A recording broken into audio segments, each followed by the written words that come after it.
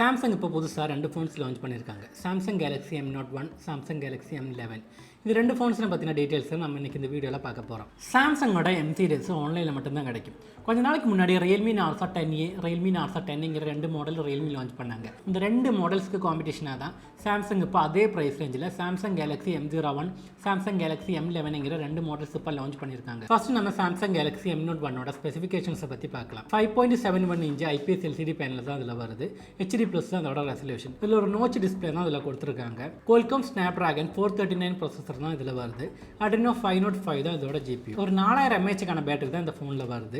இதில் micro USB charging போட்டு தான் சாம்சங் கொடுத்துருக்காங்க. அடுத்ததான் இந்த ஃபோனில் வர கேமரா பற்றி பார்க்கலாம். இந்த ஃபோனோட பேக் சைடில் 13 மெகா பிக்சலுக்கான பிரைமரி கேமராவும் 2 மெகா பிக்சலுக்கான டெப்த் சென்சரும் கொடுத்துருக்காங்க. ஃபோனோட ஃப்ரண்ட் சைடில் பார்த்தீங்கன்னா 5 மெகா பிக்சலுக்கான செல்ஃபி கேமரா தான் கொடுத்துருக்காங்க. இந்த ஃபோனில் டியூவல் நானோ sim dedicated micro SD card slot தான் கொடுத்துருக்காங்க.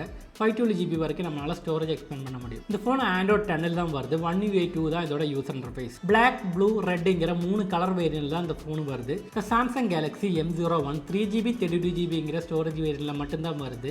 8999 ரூபாய் தான் இதோட பிரைஸ். அடுத்து நம்ம சாம்சங் கேலக்ஸி M11ஓட ஸ்பெசிஃபிகேஷன்ஸை பற்றி பார்க்கலாம். 6.4 இன்ச் IPS LCD பேனல் தான் இதில் வருது. HD ப்ளஸ் தான் இதோட ரெசல்யூஷன். இது ஒரு பஞ்சோல் டிஸ்பிளே தான் இதில் கொடுத்துருக்காங்க. Qualcomm Snapdragon 450 ப்ராசஸர் தான் இதில் வருது. Adreno 506 தான் இதில் வர GPU. 5000 mAh ஒரு ஹை கெபாசிட்டி பேட்டரி தான் இதில் கொடுத்துருக்காங்க. 15 வாட்டுக்கான ஃபாஸ்ட் சார்ஜிங் சப்போர்ட் இந்த ஃபோனில் சாம்சங் கொடுத்துருக்காங்க. அப்புறம் பார்த்தீங்கன்னா இந்த ஃபோனில் டைப் C சார்ஜிங் போட்டு தான் வருது. இந்த ஃபோனில் ஒரு back mounted fingerprint sensor கொடுத்துருக்காங்க. அடுத்து இந்த ஃபோனில் வர கேமரா பற்றி பார்க்கலாம். இந்த ஃபோனோட பேக் சைடில் ஒரு ட்ரிபிள் கேமரா செட்டப் தான் கொடுத்துருக்காங்க.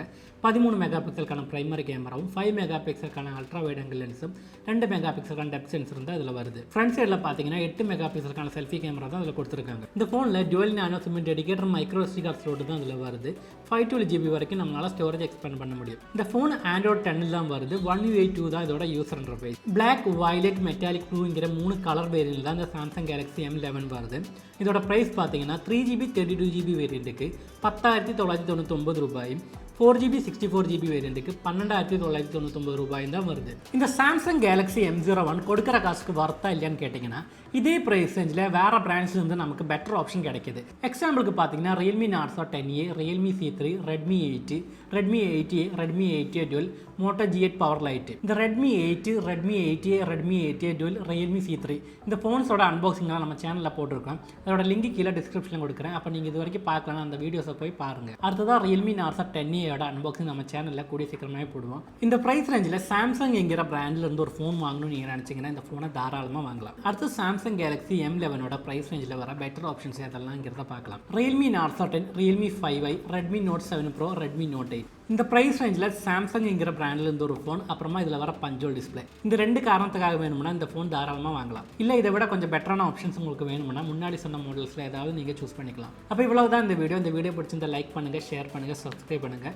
சப்ஸ்கிரைப் பண்ணதுக்கப்புறமா ஒரு பெல் ஐக்கன் இருக்கும். அந்த பெல் ஐக்கனை கிளிக் பண்ணி ஓலங்கிற நோட்டிஃபிகேஷன் பட்டன் ஆன் பண்ணி விட்டுருங்க. அப்போ தான் நான் போடுற வீடியோட நோட்டிஃபிகேஷன் உங்களுக்கு அந்த ஸ்போர்ட்லேயே கிடைக்கும். அப்புறமா இந்த வீடியோ பார்த்தீங்கன்னா உங்களோட கருத்துக்களை கீழே கமெண்ட் பண்ணுங்கள்.